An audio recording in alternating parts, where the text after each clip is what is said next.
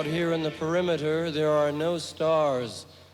Out here, we is stoned, immaculate. Hello and welcome. This is the C86 show. I'm David Eastaugh. As you know, we love a special guest. This week it's going to be the turn of the artist, musician Patrick Dower, who I spoke to very recently to find out more about life, love, poetry and all that other groovy stuff. Has just written and published a book which is just available from all good bookshops and also online, which is titled Concrete Dreamland, Coming of Age in Underground New York, which is available from all good bookshops and also online. So this is the interview with Patrick. So after several minutes of interesting but casual chat, we get down to the exciting subject of the early formative years. Patrick, it's over to you. It sounds like it was very similar to yours. We're the same age. And so I also had that that love of glitter, all the bands that you named, T-Rex and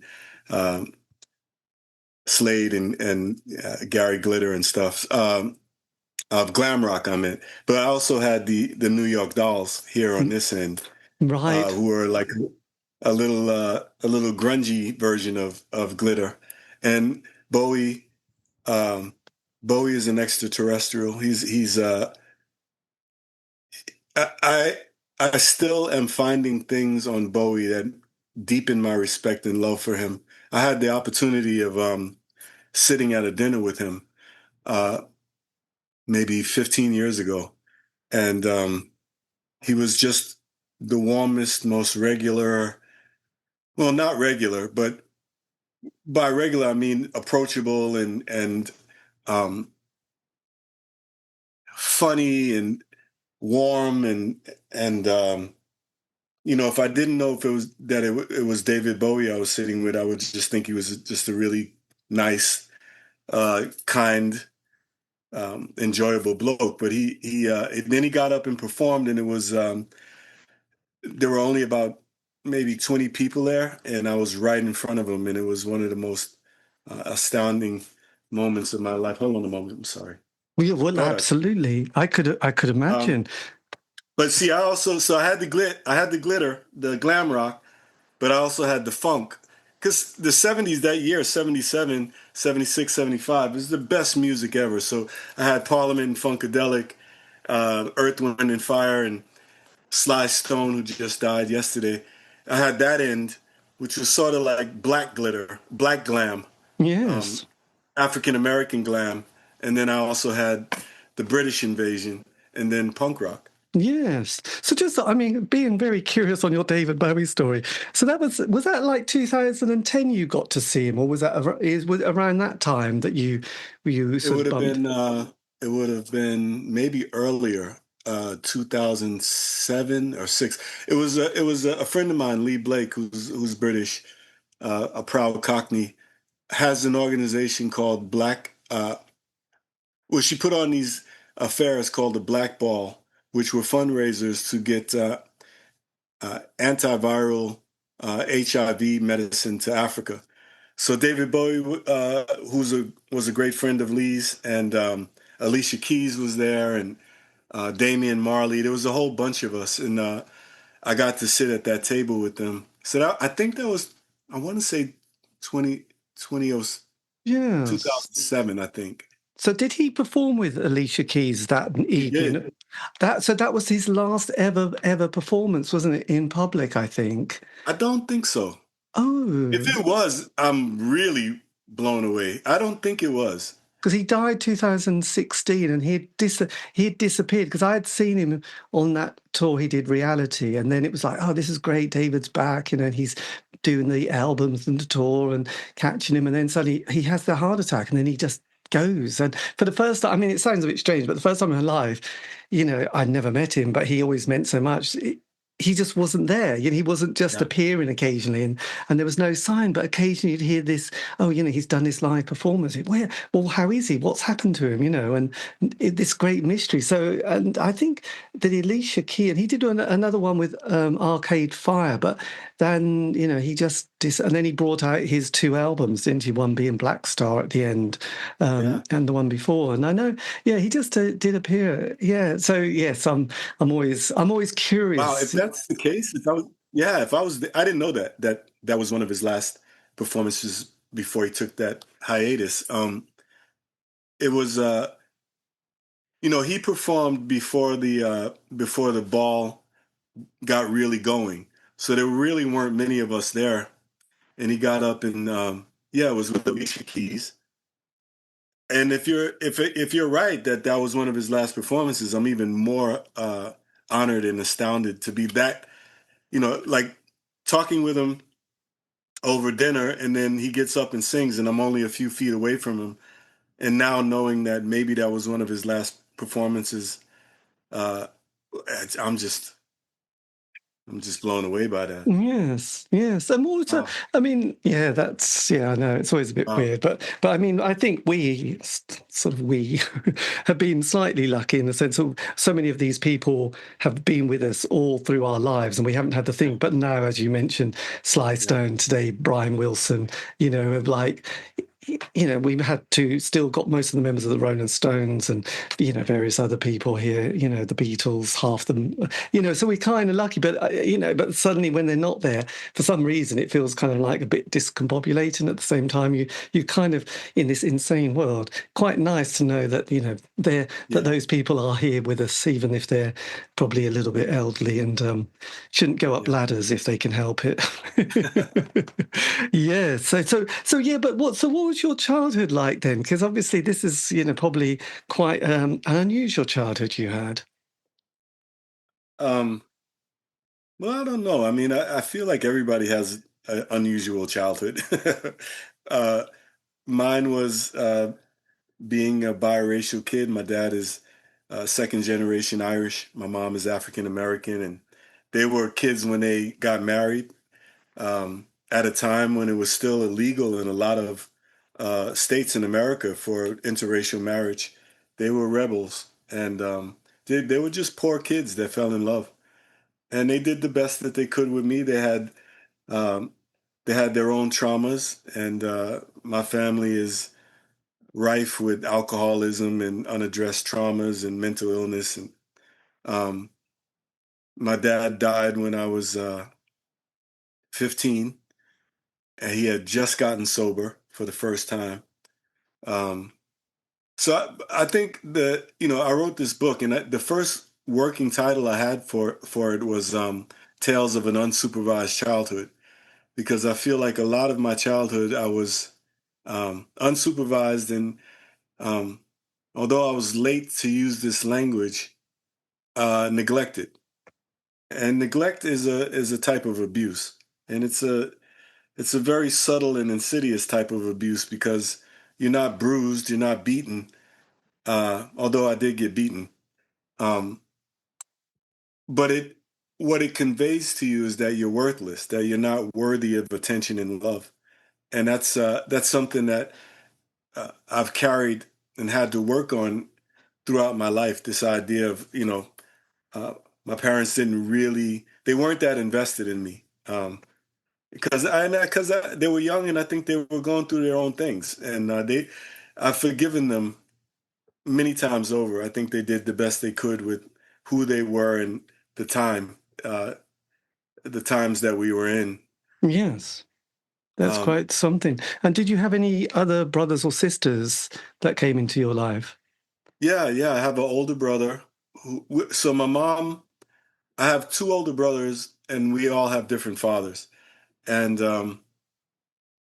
my middle brother, Michael, was raised as my cousin because he was the product of a rape, and my mom couldn't bear to raise him, uh, particularly because he looked so much like the rapist. So he was raised as a cousin, and when we got to be in our early teens, we kind of figured it out on our own that he was actually my brother. My older brother uh, also suffered with some mental issues and drug abuse, and so he wasn't home. He wasn't in the house a lot. He was often at rehabs or out in the street. So I was alone a lot. Yes. Um, yeah. Yes. And what was school like at through these young formative years? I got a public school education in New York, and in the early years, the city was trying this program of busing black and brown kids to white neighborhoods as a trying to integrate these schools, because even though New York is supposed to be super liberal and the melting pot, it was very, very segregated. And so I from first grade to fifth grade, I was bussed out to a school in Queens that was a neighborhood that was predominantly Italian and Irish and Jewish. Second, Yes. again, immigrants, but white immigrants, and it was actually, I mean, it was rough in a lot of ways, but it was also a blessing because we were talking about glam rock and my love of the Beatles and all that led to punk rock. And I don't think I would have gotten introduced to those things, to that type of music, hadn't I been bussed uh, out to a white neighborhood and made white friends, and they turned me on to, you know, Kiss and the Rolling Stones and so on. And I don't think I would have gotten that necessarily in my neighborhood. No, that would have been very different. I mean, we have a slightly simplistic view of New York being in the 70s of being bankrupt, but being the sort of birth of rap, punk, and then disco. Did you sort of feel that there was that energy in the place, as well as amazing amount of poverty and desperation going on? That on one level, great art, but on this on the other level, horrendous kind of like people just living on the streets. Well, people are still living on the streets. That hasn't changed.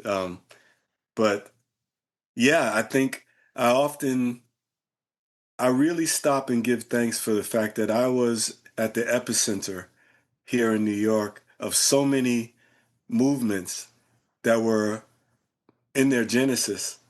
Um, and I was part of it just simply by being here and being, a teenager and in my early 20s. So I not only witnessed, the birth of hip hop and punk rock and later, like you said, disco and all the things that went along with hip hop, the graffiti, the dancing, the style. Um, I not only watched it, but I was part of it. And I think the poverty, I think the blight of the city gave a great background to the birth of these movements. Uh, and then even later, the Reagan years, there was a lot of great movement and music that came out of that kind of pushback to having a president that was had all these initiatives that was so anti poor people and people of color. Um, but yeah, man, dirty New York was grimy and gritty and dangerous and beautiful. Yes, blimey. And what was your, can you remember your first gig you went to, the first concert you sort of trucked up to and went, blimey, this is interesting? Do you know what? I think it might have been uh, in high school. I befriended uh, some older some older guys. They ran a luncheonette, but they were, when I say early older, they were only in their early 20s, and I was a teenager. And they were into new wave and punk rock as it was really just starting to happen. And they took me to a show that was in a loft. And all I remember of this was I drank way too much. I was underage and trying to act like an adult. But the band was playing Elvis Costello covers, and I hadn't heard of Elvis Costello to that point. Um, but I fell in love with the music, and then Elvis Costello after that, they really turned me. So my first real outing like that, I think, might have been, yeah, I got taken to a loft, an underground party, and saw a three piece doing doing Elvis Costello songs. Yes. And did you sort of go to places like CBGB's and Max's Kansas City and start to sort of go to those areas, as well as the artistic community that was in New York as well? Did you start to gravitate towards those scenes? Oh, I not only went to CBGB's, I played there a bunch of times. Um, Yes. I play actually. I'm very lucky to say that I've played most of the iconic New York venues um, from the late '70s through the mid '80s. I think so. I played CBGB's many times. With I was in a ska revival band, Was that the um, Boilers? the Boilers. Yeah, The Boilers. and we played everywhere. We played Limelight, CBGB's. God, the list is Did you go to Roxy was Music. it the Mud Club? Was that one? We didn't play the Mud Club, although I used to hang out there. Was Tier 3 a club or live shows and danceteria? Were they kind of were they discos or whatever, or No, also I bands? saw some. No, I saw great bands at Danceteria and Peppermint Lounge. Right. Um, I saw I saw a great rockabilly band uh, that at Danceteria that again that sparked my love of that type of music as well. That wasn't the Rockettes, was it? Lee Black Childers had a band called was it Levi and the Rockettes? Lee Black. Yes, I know them. I don't know if it was them, but I know who Right. you're talking about. Yeah, yeah. Because you had obviously you had the Cramps, but you also had the Stray Cats that came along, which kind of was another kind of scene, wasn't it? Which came out of New York as well. Yeah, Stray Cats were by the time they were kind of big. I think they were already playing big venues. They came out kind of, they already had like an album and a whole thing going on. I never thought of them as an underground band, although I liked them. Yes. And when did you start playing a musical instrument? When was your sort of musical moment that started to appear? Was that in the 70s or was that a bit later? Let's see, what would that have been? That would have been I was 17 years old. So the story is uh, my best friend and I were posers. We acted and dressed and hung out like we were rock stars. We were both into the Clash, and so we dressed like that. Clash and reggae, and our girlfriends were best friends, and our birthdays were only a couple of days apart. So for my 17th birthday, uh, my girlfriend and his girlfriend conspired to get us instruments because they basically said if you're going to act like rock stars, you should at least know how to play an instrument.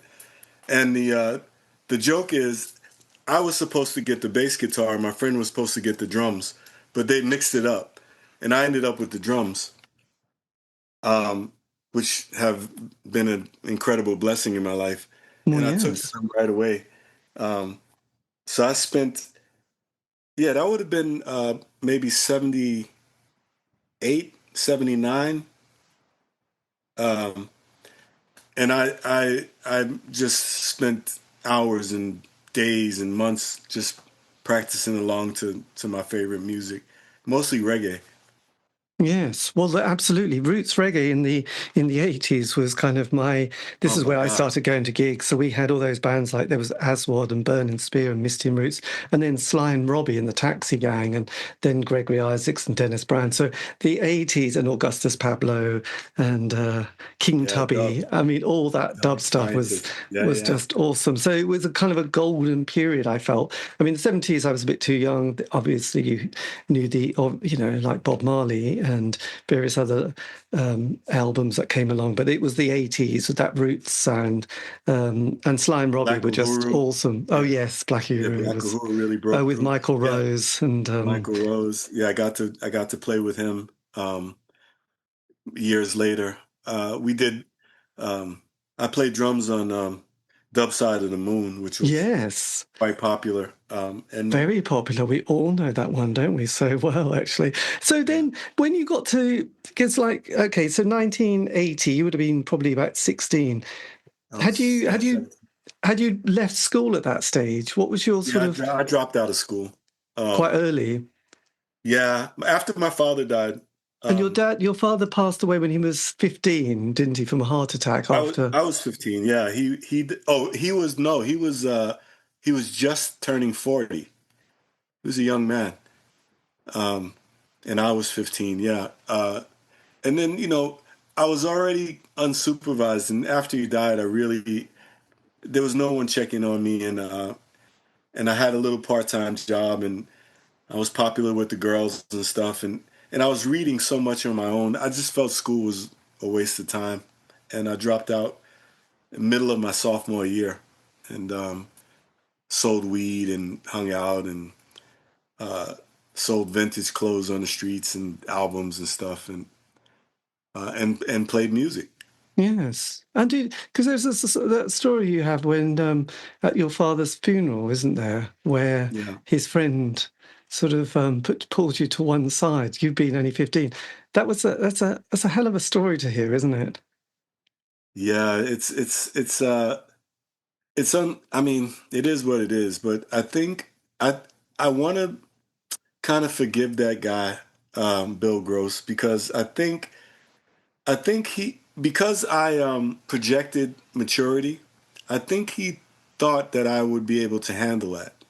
Um, and he thought I had a right to know that my father actually killed my grandfather, and he it was very callous.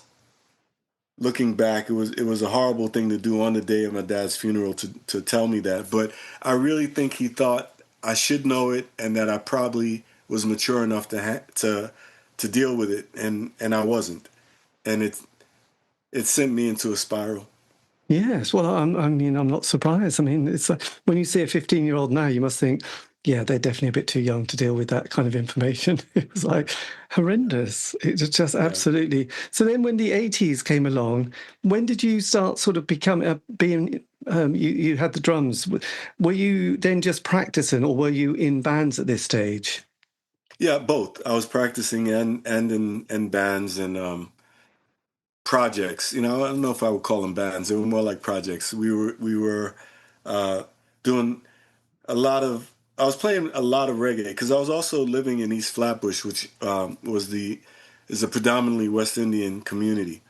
Um, I had a Cockney roommate at one point, and he said it was like the Birmingham of Brooklyn, or the Brixton of Brooklyn at that Right. time. And so I was playing a lot of reggae, and I befriended a lot of Rastafarians, and but I was also really into new wave and punk rock, and particularly loving how the mashup of reggae and punk that the Clash did so well, and Stranglers and bands like that did so well. And then when the two tone revival came, that was perfect. It was exactly what I was into. That idea of the angst of punk, the energy of punk, but then the influence of reggae and the unity message. Yes, well, there was the specials, and then the beat, and then the selector. So there was a lot of Yeah. social commentary going on, as well as great dance music. I mean, you got to love to dance, haven't you? But then, so you mentioned Elvis Costello and the attractions, but and there was people like, there was Joe Jackson had come along, then the Joe Jackson is Buzzcocks. awesome. Yeah. And so yes, all these kind of bands, and Liverpool bands like Liverpool bands like Tears for Fears came along with Julian Cope. So you were sort of quite hip to the trip of these kind of, I would imagine they were quite big in the UK but tiny in America. So you Really got to tiny. Yeah. Yeah. It was part of the appeal, though, because it was sort of like you felt like you were in a special club knowing about these bands. Tears for Fears was a little more pop, but Joe Jackson was brilliant. And I was listening also to a lot of The Fall and Live at the Witch Trials. Who was Oh yes, that's Marky Smith and the Fall. I was thinking actually of Teardrop Explodes with Julian Oh, yeah. Cope, but I Yeah, said yeah. Tears for Fears. So yes, correct. Yeah. They came along a bit later, and they were a bit more polished. So I didn't quite go for them at that stage in life.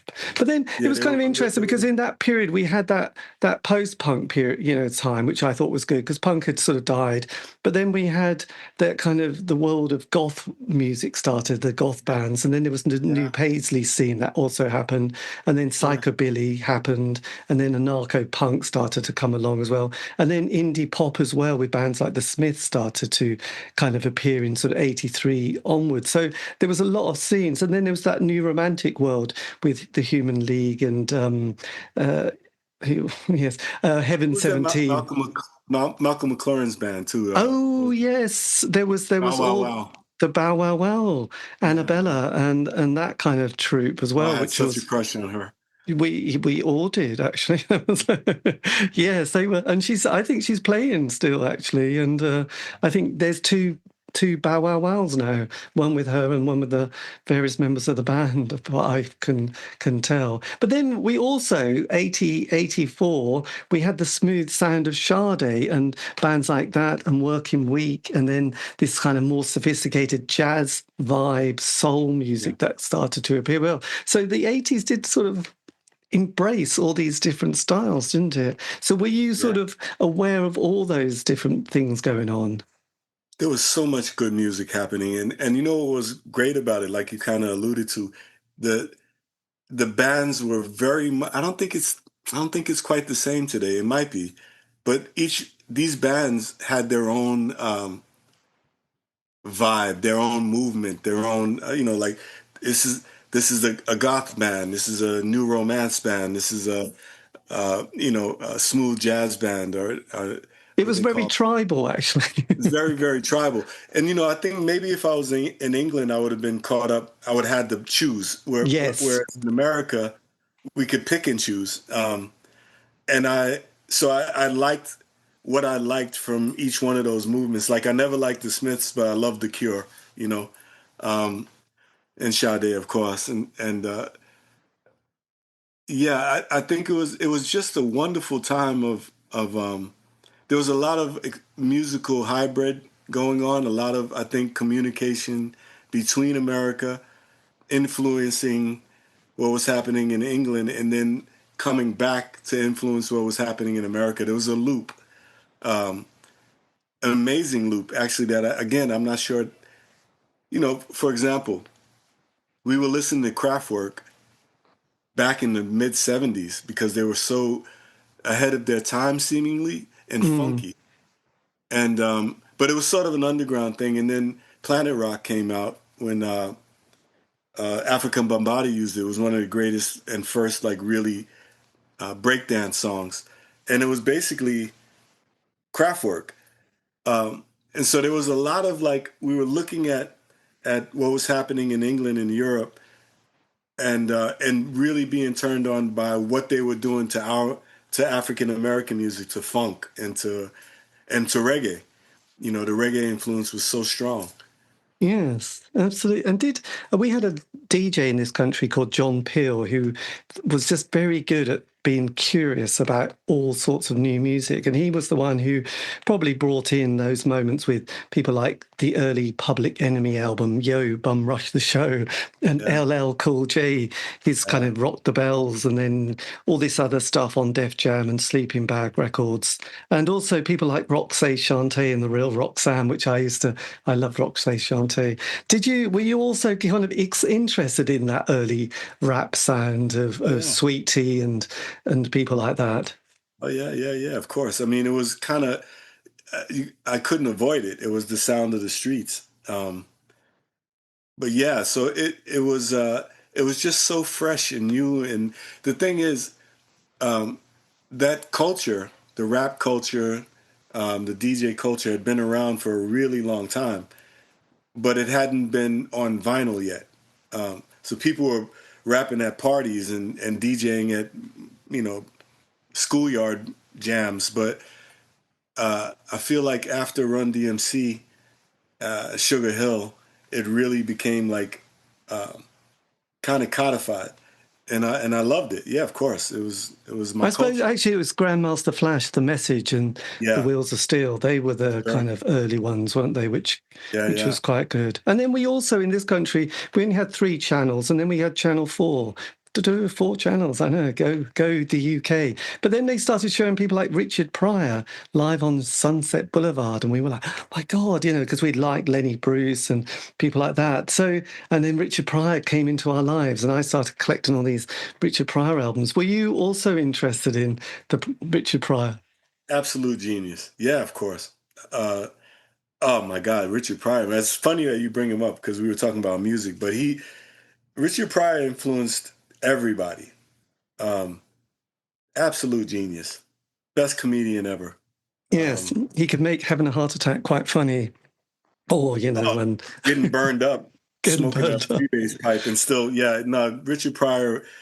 I didn't realize he had an influence in England. I never thought of it because he's so American, so Black American. But yeah, Richard Pryor is amazing. But they were, yeah, I was live on Sunset Strip, I just remember, and it was like, God, in there was all these warnings before he came on because he obviously, did a lot of swearing. But we were just like, oh my God, this is incredible. This is the funniest thing we've ever seen. Just the way he paced the stage, the way his face manipulated, and the way he could Great speak. storyteller. Amazing, and it was Amazing just storyteller. he had those couple of years which was just genius. And then bizarrely there was a film called Trading Places, and then Eddie Murphy comes on, which is a very smooth looking chap who again we all sort of liked his live shows and stuff like that. So it was just very interesting because getting stuff from the other across from America wasn't that easy. But when you liked something, you really had to sort of go through the secondhand record shops to find all these obscure vinyls. And then if you like Richard Pryor, you like Lenny Bruce, or vice versa. They were those kind of commentators, weren't they? What's so interesting about this? It's really great to hear that was something that you guys were attracted to. Um, on our end, it was really exciting. It was so different to Monty Python or Faulty Towers or uh, what's that show? Blackadder. Oh Like that yes. kind of humor.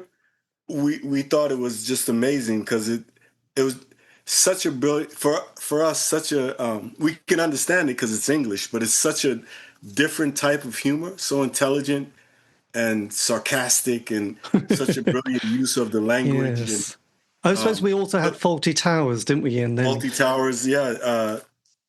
So we were really into those English shows too. Like they would come on really late on yes. PB, and we'd like get together, and then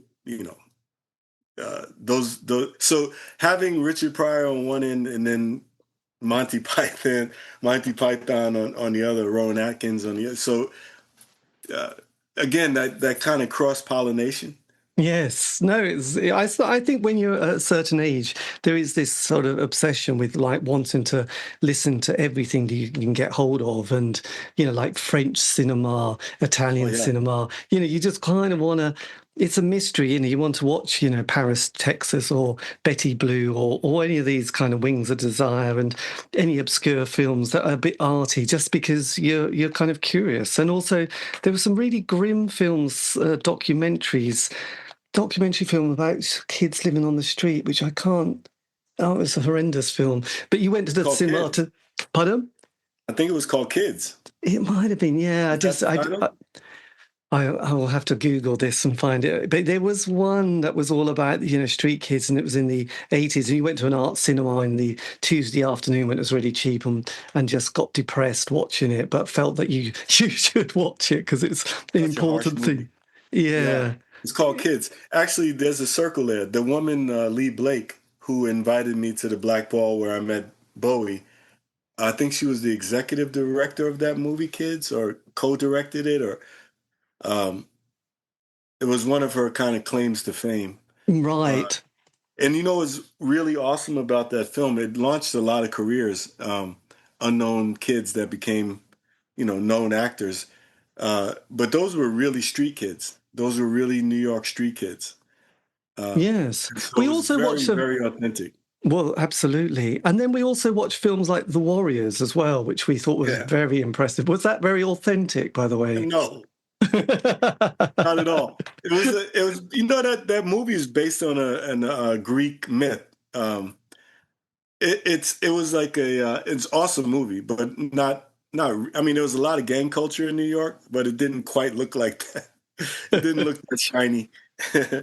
But what a great movie, yeah. But we also watched the Scorsese movies, Taxi Driver and Mean Streets, which Sure. just gave you a bit of realism, I suppose. So Yeah, yeah. we love those. So as the 80s progressed and we had Thatcher, you had Reagan, and Reaganomics was kind of a bit hit and miss. Thatcherism was a bit hit and miss as well. But we had the Falkland War, then we had the miners' strikes, so the unions got blasted. Then there was the Greenham Common with the nuclear bombs on the UK soil, and Russia was getting very twitchy as well. So we thought the world was going to end. So it all added to a certain sense of, oh, what's the point in anything? And there was no opportunity career-wise or jobs, particularly that you kind of thought about. So you just were living day to day and not really being too obsessed about a career. How was your kind of up to the mid-80s period?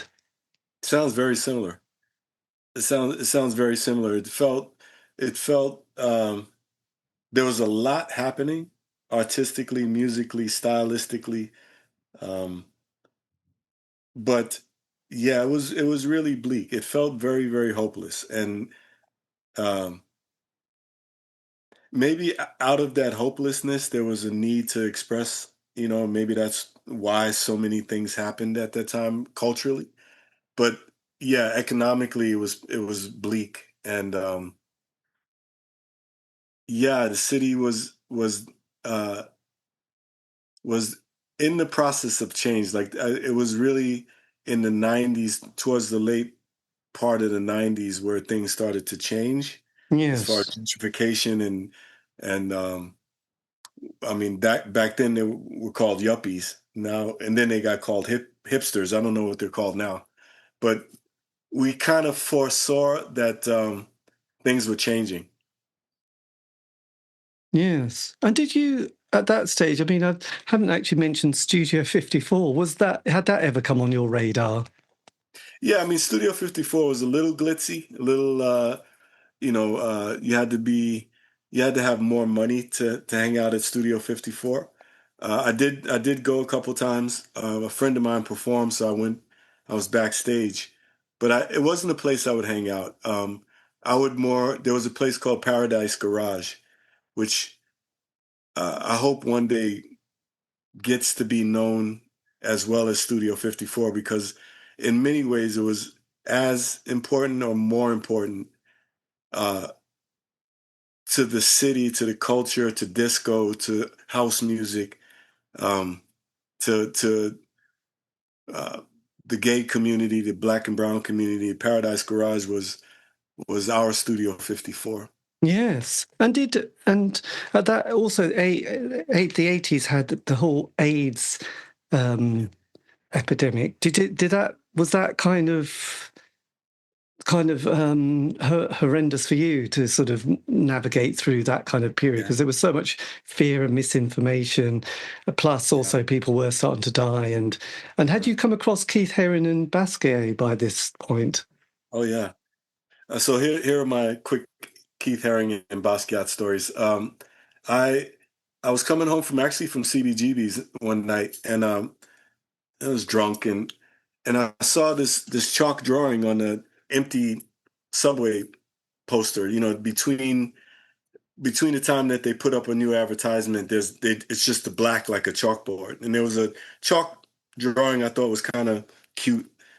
I used to carry a knife, so I cut it out, rolled it up, took it home, put it on my wall, and I had it stuck up on the wall with thumbtacks for a couple months. But my friends kept making fun of it. They were like, "What is this? It's not. This looks like kids' art. It's not graffiti. What is it?"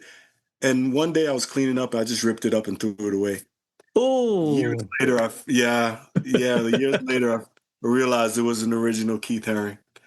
Um, yeah. and the thing about Basquiat is Basquiat used to hang out at the Mud Club, and the Mud Club was an interesting place because they had bouncers that curated the crowd, and they would let a certain amount of black men in. You had to look edgy, but not scary, Yeah. because they wanted that downtown uptown mix, and I would get in, and a couple of times that I went, Basquiat was there, and he was probably the only other black guy there, and I would watch him. I didn't know who he was. I just thought he was interesting because he's another black guy, a little older than me, seemed to know everybody, and I just thought he was soft. And so I always say that, like, I remember seeing him drink a Heineken, put it down, walk away from it, and never come back to it, which was to me outrageous. Like, who could ever do that? And I thought, I'm gonna rob this guy when he leaves here. I'm gonna stick his ass up because he's a punk. Years later, I realized it was Basquiat. Um, again, there was so much happening in the city at that time that you didn't know who was going to blow up or who was special, or you know. Um, so I never spoke to him, but we were definitely in the same room and definitely eyed each other up. Yes. Thought that would have been interesting. So when did the Boilers, your band, when did they form, and how long did they go for? We Boilers formed in Lower East Side. There was a bar called Lucy's on Avenue A where a lot of ska kids, skinhead kids, two-tone kids hung out. It was like their home bar. And a friend of mine was so there was a mini ska third wave revival. It's quite popular for a while in the mid 80s in New York. And this was sort of that bar was sort of the home bar for the bands, the Toasters and Second Step, um, and so I was hanging out there, and that's where I met uh, the guys that would become the Boilers. And they had already had the band; they just invited me to play drums. Um, but when I joined the band, it kind of changed the sound because Right. I was coming with a really heavy reggae background, so it kind of added an authenticity to the sound. Yes. So you appear on the album Rockin' Steady. Were you Yeah. on all the tracks at this Oh stage? yeah. Yeah. Yeah. Yeah. Right. So you brought it out, and there you go. That's quite something. And this was kind of 88 time, isn't it? Was that 88? I I think think, so. by the time Rockin' Steady came out, we had already broken up. Oh, classic. Yeah, classic. It's a classic moment. Was it just kind of had people got exhausted with it? Yeah, I think it was young egos and a lot of drugs and inconsistencies um, I think that the scene itself was sort of petering out. Although Right. it picked up again in California when bands that came out of California in the early '90s, like No Doubt and Wait, what who's that? about Fishbone? Were they? Oh, Fishbone was our heroes. Yes. Yeah, Ma and Pa, what a song. what a great song, great Yeah. album. And at that stage, we'd also got very excited by the go-go scene and people like Trouble Funk. Did they also come onto your radar as well, thinking, oh my God, this is amazing? Drop the bomb. Not as much. I mean, there's Chuck Brown's "Bustin' Loose." Like, there's some that are just forever classics. But I feel like being in New York, we had so much going on in New York, our own sound, sort of the birthplace of hip hop, and um, oh yeah, I wasn't paying much attention to the go-go scene, although I love it. Yes. And then sort of what's your next direction from the late 80s into the 90s? How do you navigate this period? Musically, Yeah, and just life. What's your next direction? well, I mean, I'm a sober alcoholic. I'll be uh, 25 years clean and sober next month, God willing. And I got sober in 2001. So mid 90s to the end of the 90s, I was really a mess. Uh, and so I was playing music whenever I could, but and I started getting into a lot of jungle and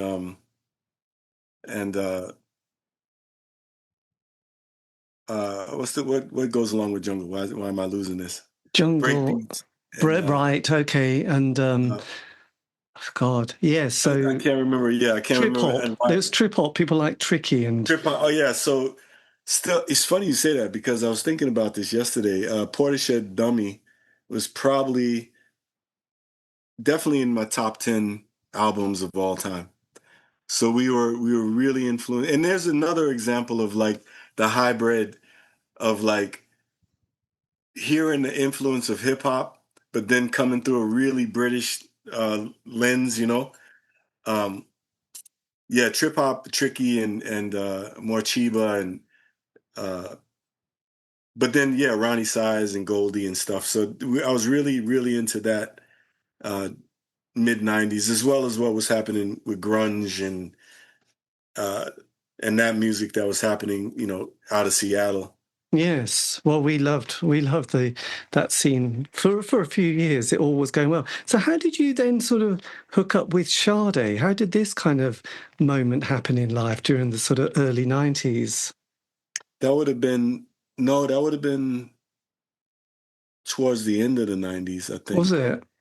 Well, it was when No Ordinary Love came out, so whenever that was, because that was what the music we were playing. I was playing with the in a band with an actor named Gary Dordan, who's on CSI and Predator and did a lot at that time. He's a really beautiful guy, and we were playing at a place called Nell's, which was sort of that black bohemian place to be. We played one night and Prince was in the audience. I had no idea. Um, but the Sade thing, we played, and when I was packing up my gear, Stuart Matheson, I didn't know who he was at the time, came on stage and said, you know, would you be interested in filling in for our drummer? He's having some visa problems. Um, and we have a Top of the Pops uh, shoot in 2 days. And it was being filmed in a place in Queens, the soundstage in Queens. So I had to learn the song, but I really just played along with it. Um, and you know, Stuart Matheson's a genius, but he's also a really humble guy. So the way he asked was almost like I was going to say no. How could I possibly say no, you know? Uh, and they picked me up in a limousine and they brought me out to the soundstage, and I didn't have the proper clothes, so I wore the keyboard player's suit, and Sade came to my dressing room after the shoot and thanked me, gave me a kiss, and stole my heart. Yes, well, absolutely. My God, that must have been, was that quite surreal, suddenly finding yourself in the... Absolutely, absolutely. But you know, again, it's weird that when these things are happening, at least for me, in the moment, you, I kind of didn't realize the impact of it. You know, because well, I was active alcoholic and addict, and I was working a part-time job, uh, trying to make ends meet. And the next day, I had to go to work early in the morning. So it kind of, yeah, it was surreal. Like last night, I got kissed on the lips by Sade, and here I am, a clerk in an art store, making minimum wage the next morning. It didn't feel real, you know. No, well, absolutely. And was that the only time you played with her, or did you do more? That was it. No, it was the only thing. It was the only time we played. However, and this is in the book Concrete Dreamland. I got a call 2 days um, after that shoot, and it was Stuart Matheson again, and he said, "Hey, you know, our drummer is still having problems with his visa, and we have tour dates in the States. Would you be interested in filling in? Uh, the only the only caveat is that you have to kind of tell me with by tomorrow because we have to have a drummer." Yes.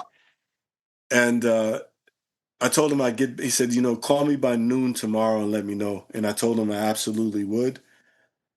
And of course, it would have been a life-changing thing to play with Sade, and I loved her music and I loved her, and it would have been the opportunity of a lifetime of more money than I've ever received.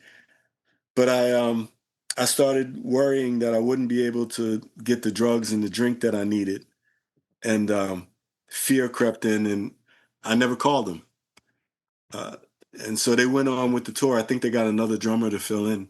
Oh my God. Yeah. Just Yeah, life, isn't it? These things happen. How does then the Easy Star All Stars, how does that sort of evolve and develop? Because that again this is one of those projects that really does capture a moment, doesn't it? absolutely. And like so much in my life, it happened very organically and kind of. I had no idea that it was going to go on to be such a thing. I don't know if you know who Angela Davis is. She was a radical. Uh, Oh yes, yeah, yeah, of yeah, course. I did a talk with her maybe 10 years ago, and after the talk, she took me aside and she said, I'm very good friends with Roger Waters and Pink Floyd. And I said, that's amazing. She said, he called me and said, there's this album that is a reinterpretation of Dark Side of the Moon that's amazing. And she said, when they were on the phone, the music was playing in the background and he was so excited. And so Dark Side of the Moon, like knowing that Roger Waters uh, was listening to it and digging it, and then also was apparently one of John Lydon's favorites. Anyway, one of the guys in the Boilers, Victor Axelrod, went on, who's one of my best friends, went on to be a great producer, reggae producer, goes by the name of Tikla. And he works with, uh, he's on the Amy Winehouse. He played piano on the Amy Winehouse Back Right, to Back album. He's down with oh my God, why can't I remember the name of this collective? Dap Kings. right. He got approached about the project through another friend, and he said he wouldn't do it unless I played the drums. Um, and so Dub Side of the Moon was really he and I interpreting um, Dark Side of the Moon in reggae. Um, Although I don't really get credit for it, I did a lot of the arrangement of that album. I got paid $600 to do that album and two CDs, and that's all I've ever gotten from that album. I also did the background vocals in that you hear, on the original Dark Side of the Moon. There's a lot of underground conversation going on Yeah. um, in a very northern English accent. I did that on the Dub Side of the Moon, but in a Jamaican accent. I didn't get credit for that either. God, God, it's always tricky, isn't it? Really, these projects are great, but they yeah, leave you chewed up, really. Did you? I mean, the 90s was quite an interesting period musically because it starts quite well with, say, Nirvana and certain bands, but then by the end it finishes in Woodstock '99 with these kind of heavy rap bands. It's very nihilistic and sort of there doesn't feel like there's a lot of thought going into it. I don't know if you seen the film Woodstock '99, where 3 days of hell and mayhem, and it sort of ends up sort of all the kids are just going wild. They become very feral. It's quite horrendous, but worth watching because you think, God, it's gone badly and it's going to get worse by Sunday night, and by the end, it's absolutely just complete breakdown of society. So it finishes kind of. I just wonder how you dealt with the '90s as well, sort of musically and culturally.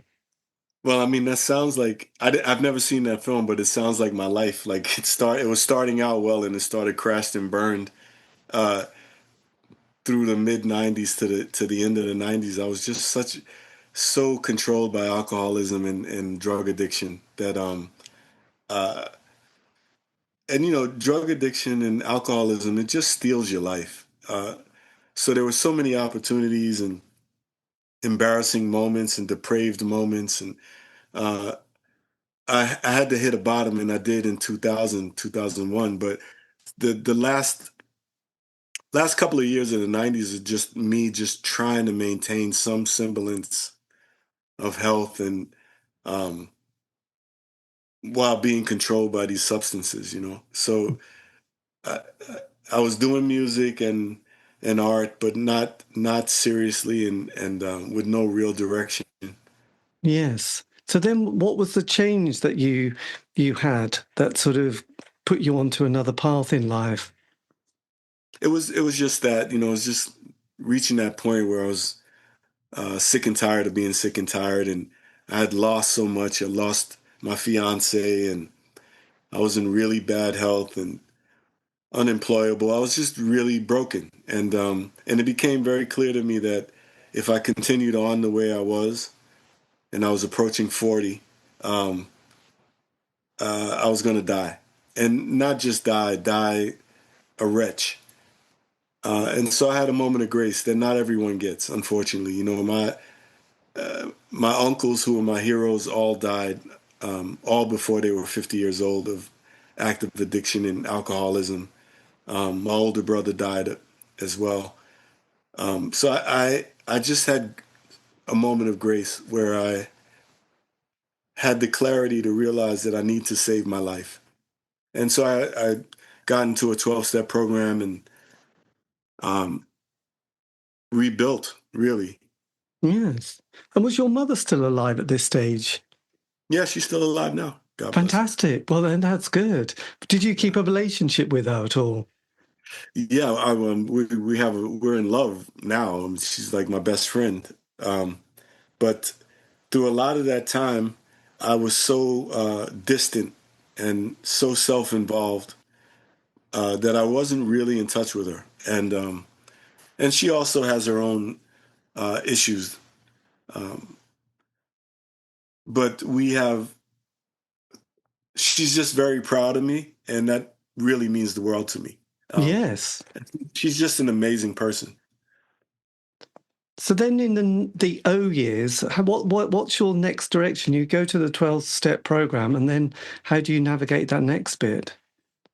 Well, I mean, the first few years of sobriety was just me trying to deal with the wreckage uh, that the previous 10 years, uh, of active addiction and alcoholism had caused in my life, financial wreckage and emotional wreckage and relationship wreckage, and just really trying to um, find myself as a sober man.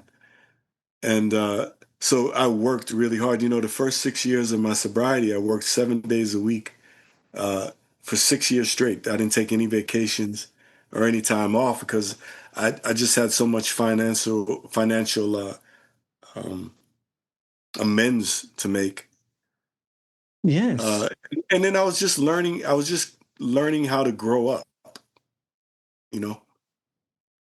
Yes. And then, so then how does your art and career then sort of, go forward after the O years into the teen period?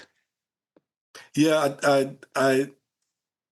I got jobs in art supply stores from the mid '90s just because I needed a job. And I had a friend who worked in the art store, and I got a job, and that job allowed me to start learning more about art and art supplies. And of course, I would steal a lot of art supplies, so I got to experiment and play and realize that it was something that I really loved, but I never took seriously at all.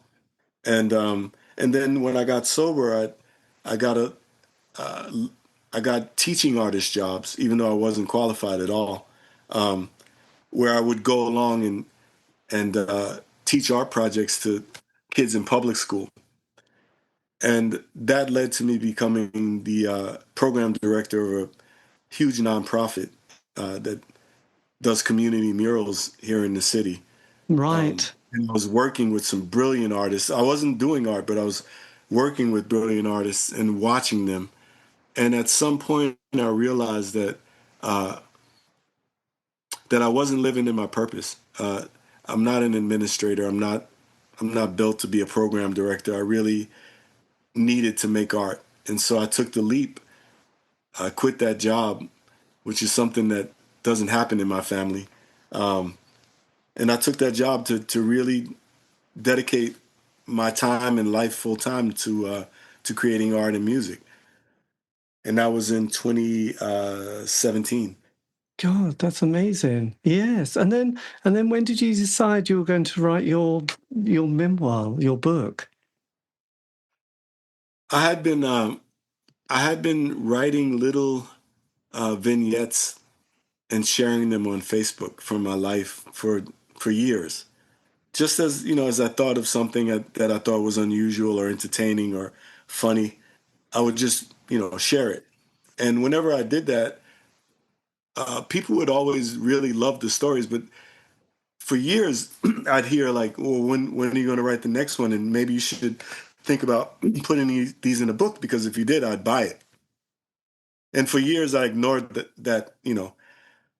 And then, like so often in my life, at some point, a light bulb went off, and I thought, it would be interesting if I compiled all these stories into a book of some sort. And the first incarnation of the book was just short stories on themes. So I had a chapter on drugs. I had a chapter on race relations, a chapter on things that I've experienced on the train. Um, and they were all basically little vignettes from my life. And when I started to take it seriously, I reached out and asked a friend of mine who's an author, Jacqueline Woodson, if she'd give me time in her retreat to actually put it all together. And the first manuscript was 550 pages. so so we trimmed it down quite a bit. However, I think I got another book just waiting because I have so many stories, so many magical stories. Yeah, so like so much in my life, I kind of stumbled into it and got very lucky. And did that feel, writing it, then probably rewriting it, processing it, did that all have quite a effect on you, sort of emotionally, sort of processing a lot of things that had happened as well? Yeah, it was cathartic. There was a lot of moments where I cried, a lot of moments where I laughed. The book is very vulnerable and very raw and and very, very honest. And so there were a lot of cringy moments too that made me think about things I've done, places I've been. Um, yeah, it was a purge of sorts. But one of the beautiful things about being in the 12-step program is one of the steps talks about being fearless and thorough in your self inventory. Um, and so I learned how to tell stories, how to be honest, how to be vulnerable, how to face my demons uh, through the process of getting sober. So the book was very specific to me, obviously, but uh, there's so much in it that I think people might be able to relate to because they're just uh, general themes in a way. Yes. And do you find, because you obviously built such a life now and you've got a partner and a child, does it feel both because you're so much more aware and sober, do you also have sort of moments of slight worry that you've got so much now and you're thinking, God, I just want it to be like this for the next 40 years or 30 years? Like Does that give everybody. you a sense of, like, value? I mean, No, no. I mean, I live in such a state of gratitude, and I really try my best to live in the moment. I have a really strong meditation practice, um, and so I just do what needs to be done, the next thing that needs to be done, and I don't contemplate that that idea of like this is so great and I want to continue this. I take life as it comes. I do try to look at life not dualistically, but more like polarities. It's such an up and down process, and it's all good. Every bit of it is great. My partner is amazing. She just performed for Macron at the state dinner in France and sat at his table. So proud of her. She's an amazing musician. yes. And Um, how did you meet? I did her album cover art. She Mm. reached out to me randomly and loved my art and asked if I might be interested in doing the art for her cover. We met. We were supposed to meet for half an hour just to discuss the details of the art, and 8 hours later we were still talking. And that's how it's been. And that was a week before the pandemic hit. Right. God, that dreadful period, wasn't it? Well, it was a period. Yes, blimey. And that was the beginning, really. So what did you do during the pandemic period, this sort of the first 2 or 3 years? Oh, I did a lot of art.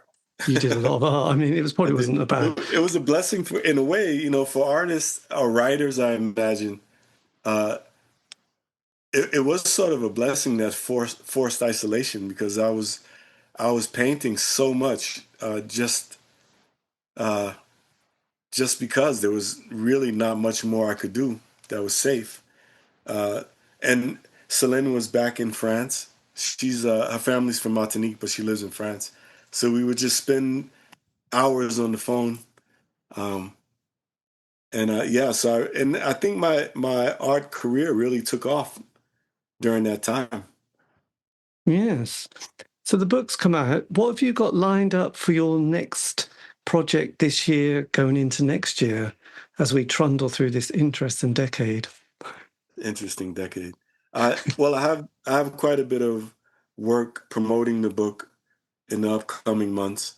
Um, I just did a huge mural for Jill Scott in Philadelphia, and there might be another really great blessing coming out of my collaboration with her. She's become a very good friend, but I can't speak on it yet. No. My band Lionsgate just dropped another album, which I'm really proud of, called Algorithm.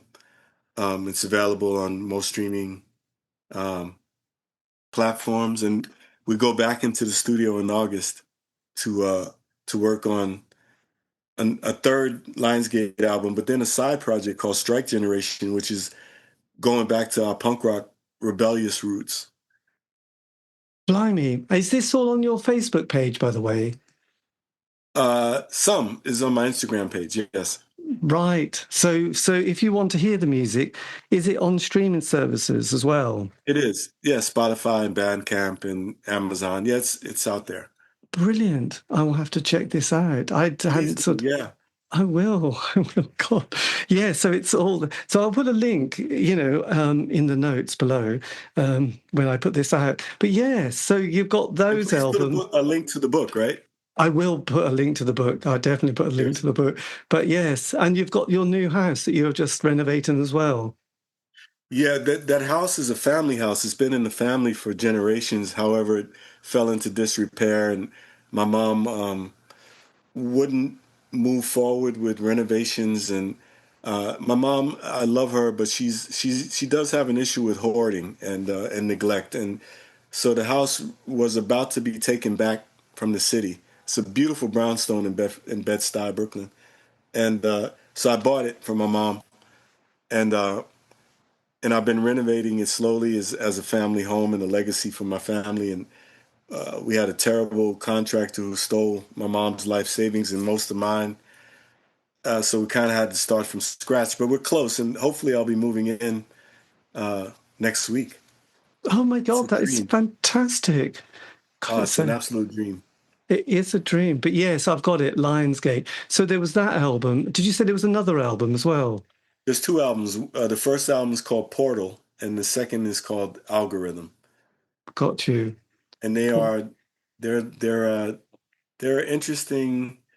I think I'm working with two brilliant musicians, and we kind of just get together and jam and play from our influences and loves, Yes. So there's everything on those albums.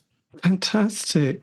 Well, look, this has been fantastic. Well, thank you ever so much. Thank you, David. Amazing. And what I'll do, I'll put it out, and I'll send you a link, and then you put it on your Facebook page, and Absolutely. and that's it. But I've been also very much enjoying hearing you reading the book on Spotify as well.